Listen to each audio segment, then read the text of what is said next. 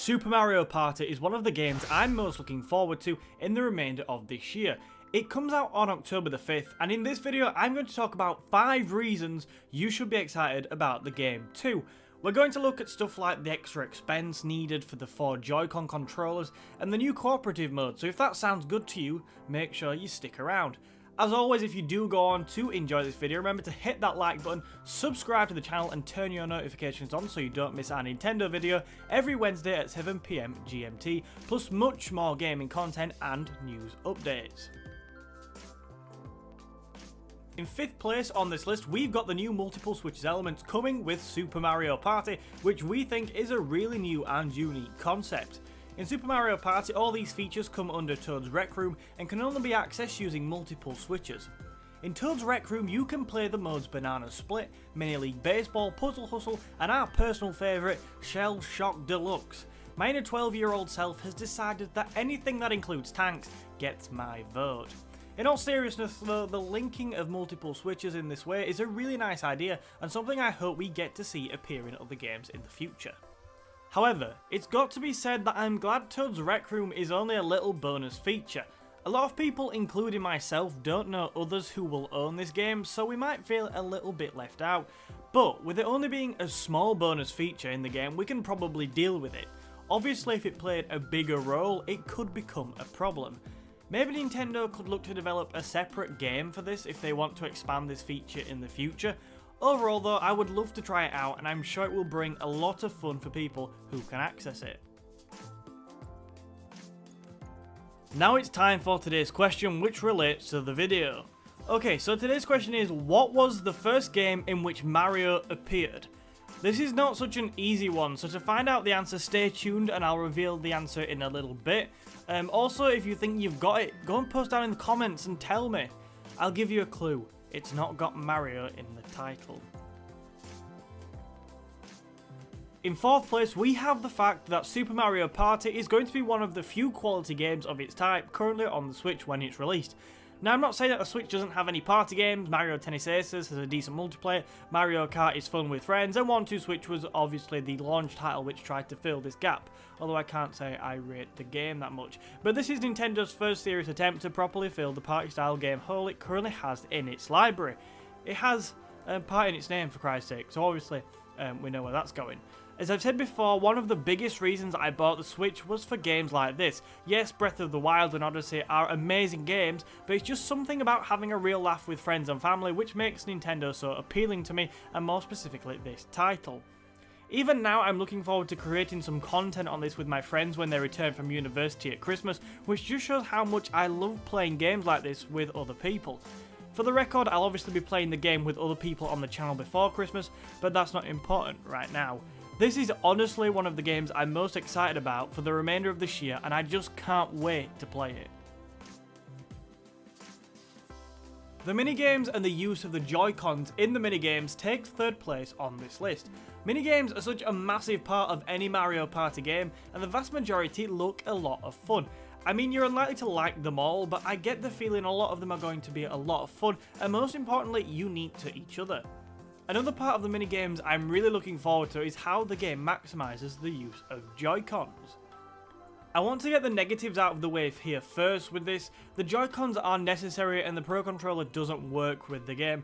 Now for a lot of people, me included, to enjoy more than 2-player multiplayer on our Switches, we're going to have to go out and buy a new set of Joy-Con controllers, which are expensive and therefore probably the biggest drawback of this whole thing right now. Now, although this is expensive, in my opinion, it will make the gaming experience better overall, and if you're willing to wait until November 23rd and are able to pick up one of the limited edition Super Mario Party bundles, which I don't think are available in America, but you'll have to check that, these are just £85, and they include a set of Joy-Cons and the Super Mario Party game. If you do this, you should be able to save yourself about £20 to £30 overall. Overall, I'm very positive about the Joy-Con controllers and I'm looking forward to seeing how Super Mario Party optimises them in practice.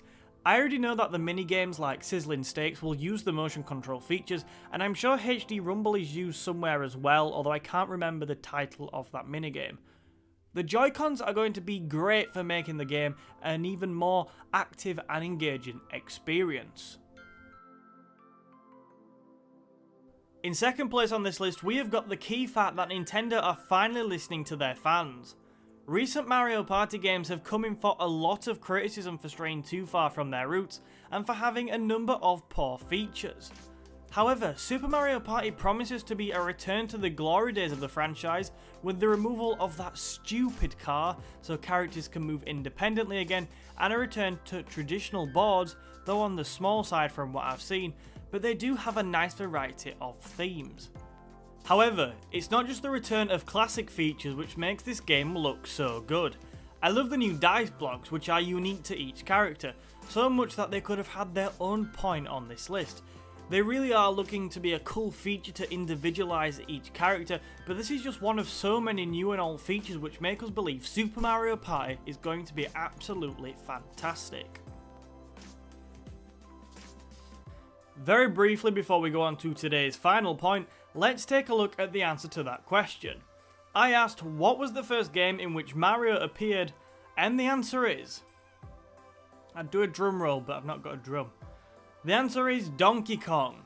The game that was originally an arcade game in 1981, and not long after that the game was actually ported to the NES. If you got that right, let me know in the comments and go buy yourself something nice to celebrate. Like a car. Okay, this escalated quickly from last week's ice cream. First place on this list, we've got the new 4-player cooperative mode that we're seriously crazy excited to play. Now, I'm sure a lot of you would have put the fact that Nintendo are seemingly listening to their fans when it comes to this game at number 1, but we just love the idea of this mode so much, it had to make number 1 for us. One of the big difficulties I've had when thinking about this mode is, will it cause more or less arguments? I feel like more when you realise how incompetent you all are at the game. The mode, called River Survival, revolves around a river survival, obviously, where all 4 players will have to work together to control and direct their raft downstream, all whilst hitting balloons along the way to unlock minigames and then play them as a team. The more successful you are, the more time you'll have added to the clock and the longer you'll survive. We are really excited about this mode as it offers a new dynamic to the game, and although the traditional board game will still be the main feature, we love the inclusion of River Survival. Before we wind this video up, I want to mention a couple of other points that very nearly made this list. I'm super impressed with the character roster we've got on this game. I think it's the biggest we've had in a Super Mario Party game, and the fact you can play as Goomba is incredibly cool. How often do we get that option? Also, 80 new minigames is a crazy amount, and so many of them offer a different experience and look so cool. If you want to know the top 10 minigames I like the look of the most, go down in the description to find a link to the video I created on the subject last Friday. That's it for this video, but make sure you let me know what you are most excited about for Super Mario Party, and do you think it will be an improvement on recent installments?